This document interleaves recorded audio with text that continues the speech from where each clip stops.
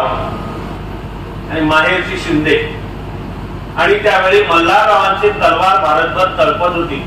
ही जी पराक्रमी घराणी उदयाला आली होती आणि त्यातल्या एकेकाचे गुण ओळखून थोरल्या बाजीरावांनी त्याला उचलून घेतला होता. शिंदे घराण्याचा पहिला सेनापती राणोजी शिंदे. तसे होळकर घराण्याचे पहिले थोर मल्हारराव. आणि हे इकडं पुण्याकडनं साताऱ्याला जाताना इथे नीरा नदी ओलांडतो आपण, त्याच्या काठावर होळ नावाचं गाव आहे. आणि हे घर धनगर होतं, धनगर मेंढपाळ. एक सहज जाता जाता सांगतोय, मला यावर्षी विशेष आनंद आहे. चाणक्य मंडल मध्ये तयारी केलेला एक धनगराचा पोर यावर्षी UPSC ला सिलेक्ट झाला. मला आनंद आहे की त्याची माझी चाणक्य मंडल मधली जी UPSC चा शेवटचा टप्पा असतो मुलाखत, त्याचं नाव बिरदेव डोणे, तो कोल्हापूर भागातला आहे. पण बिरदेव UPSC ची तयारी करत असताना सुद्धा मेंढ्या चालत होता. घरातली गरिबी, त्यांनी प्रचंड कष्टातून तो जो अभ्यास केला.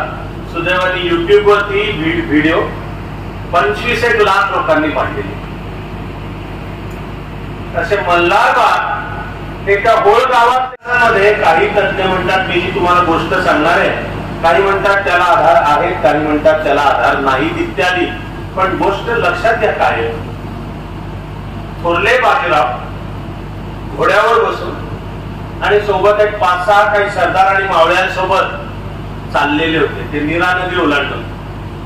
आणि त्यांनी एका शेतामध्ये, असंच पावसाळ्याचे दिवस, त्याही वर्षी मे महिन्यातच पाऊस आला का मला माहिती नाही, पण चालले होते आणि घोडी शेतात घातली तर एक पोरगा आडवा आला.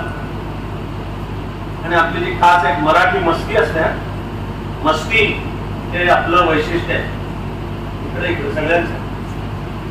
फक्त ती मस्ती वापरतो कशासाठी त्यावर काय ठरणार की तो सद्गुण आहे का दुर्गुण.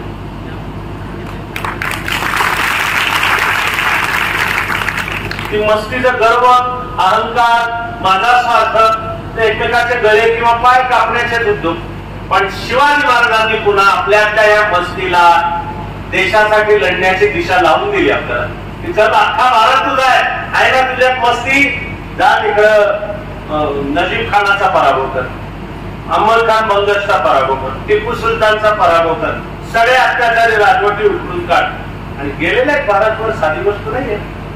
जरा जरी तुम्ही जर हा आपला इतिहास पाहत असाल तर माझं तर आहे, तुमचं पण एक लाडकं वाक्य असेल, काय केलं महाराष्ट्राने शिवाजी महाराजांपासून प्रेरणा घेऊन, तर अटकेपासून कटक पर्यंत सगळा भारत मराठ्यांनी मुक्त केला आणि त्याला पुन्हा स्वातंत्र्य, सार्वभौमत्व आणि भारतीय संस्कृतीचा अधिष्ठान दिले. एक पोरगा आडवा आलं आणि असं छान सणसणीत, पण ते आधी गुरमीत म्हणले आहे, माझ्या शेतात घोडे घालायचे नाही. ते जे असते ना खास मराठी मस्ती, माझ्या शेतात घोडी घालायचे नाही असं तो बोलायला लागला. तरी ती घोडी कुरकुरत होती. तर मागचा एक बरोबरचा कोणतरी सेनापती होता, तो काहीतरी म्हणला, हे पोरा नीट बोले, कोण एक माहिती का तुला. ते पोरग म्हणता, असतील कोण त्यांच्या घरचे. सांगतोय मराठी मस्ती, मी काय ओळखत नाही, इकडे माझ्या शेतात घोडी घालायची नाही असं बोलत त्यांनी जाऊन थोरल्या बाजीरावच्या घोड्याचा लगामच धरला असा आणि म्हणला, आता जर घोडं पुढं घातलं तर घोड्याला थोबाडात मारलं. एरवी दुसरा कोणी असता कच्चा नेता तर तो रागावला असता. कदाचित त्यांनी या पोराचा शिरच्छेद केला असता किंवा पकडून निदान तुरुंगात टाकून बडवला असता त्याला. पण थोरले बाजीराव हा नेताच असामान्य होता, माणसातले गुण ओळखणारा. थोरले बाजीराव घोड्यावर उतरले खाली, त्यांनी त्या मुलाला मिठी मारली आणि म्हणले, मला तुझ्या घरी यायचं, जेवायचं तुझ्या बरोबर, तुझा जो भाकर तुकडा खाणार आहेस. मराठ्यांचा पेशवा, पंतप्रधान, तो त्या पोराला म्हणतो, मला तुझ्या घरी यायचंय. आणि तो पोरगा घेऊन गेला घरी. तर घरच्या आई बापांना थोरले बाजीराव म्हणाले की हा मुलगा मला हवाय, हा दौलतीची सेवा करायला, हा पराक्रमी मुलगा आहे, हा मुलगा मला हवाय. तर तो मुलगा म्हणजे मल्हारराव होळकर.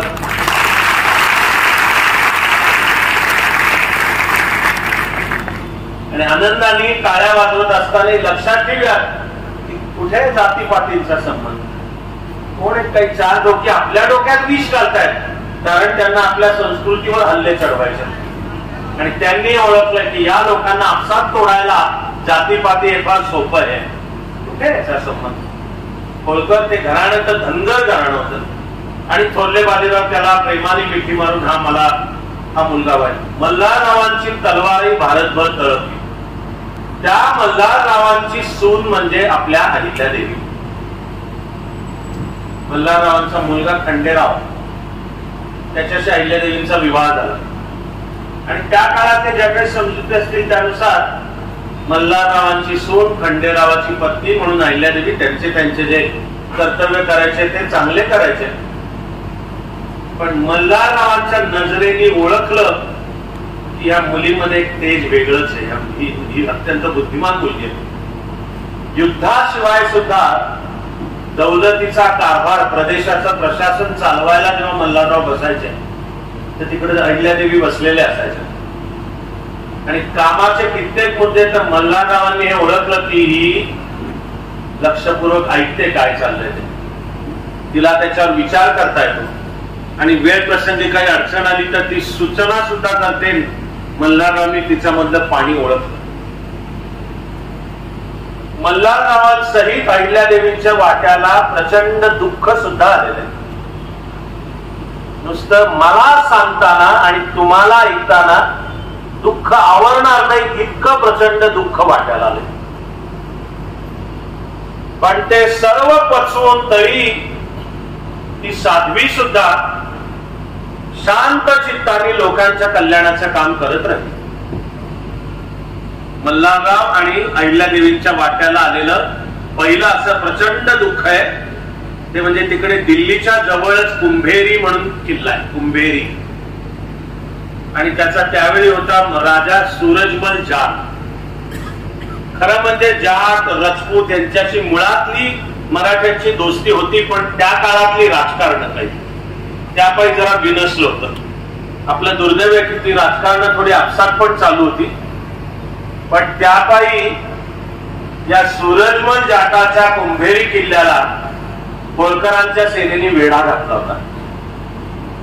आणि हा मुलगा खंडेराव होळकर दुर्दैवानी त्याला थोडी वाईट व्यसनं होती.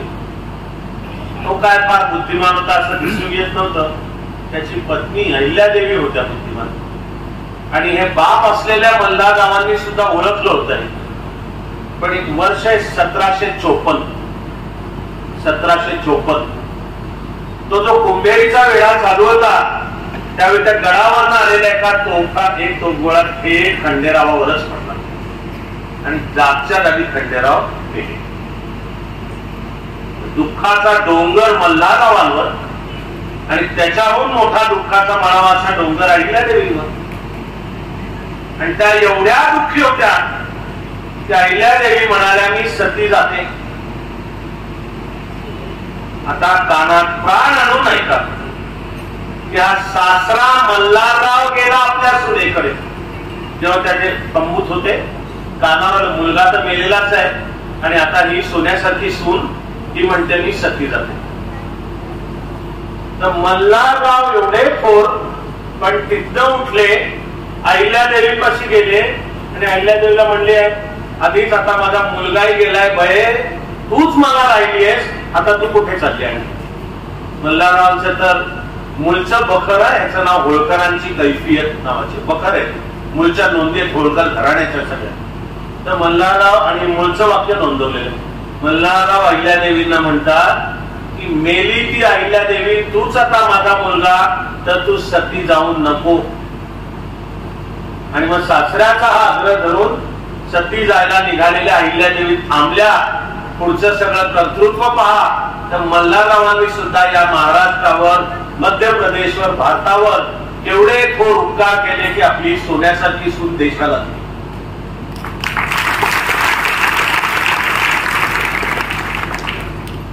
तुम्ही ऐकत असताना तुमच्या मनात आता काही येत आहे का नाही येत आहे मला माहिती नाही.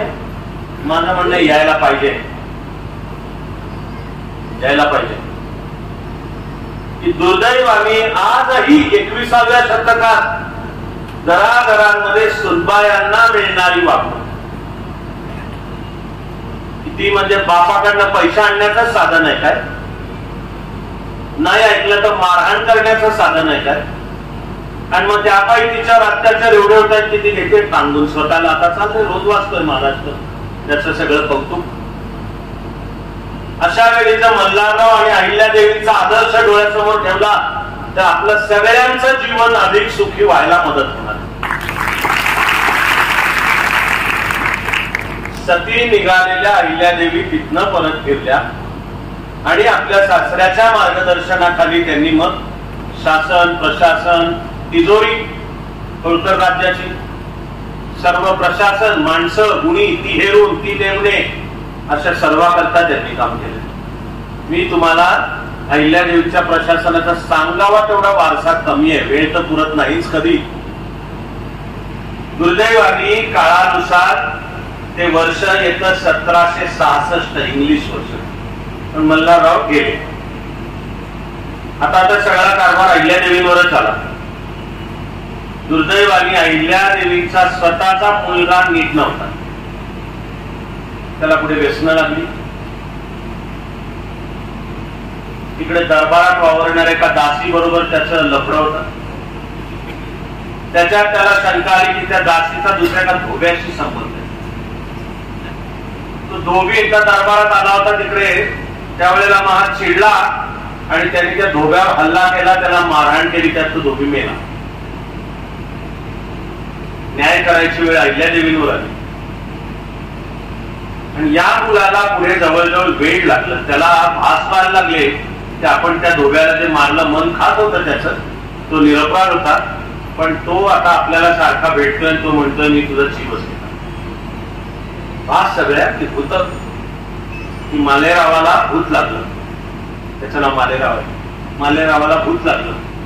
अहिल्यादेवीने त्या काळचे जे काय किंवा अनेक जण आजही करतात, कुठे उपास तापास, कुठे देवाला जा, कुठे नवस बोल वगैरे सगळे, तर म्हणे त्या मालेरावाचं ते जे भूत होतं ते म्हणत राहिलं की मी कशानेच ऐकणार नाहीये, त्यांनी माझा जीव घेतला, आता मी याचा जीव घेतल्याशिवाय याला सोडणार नाही.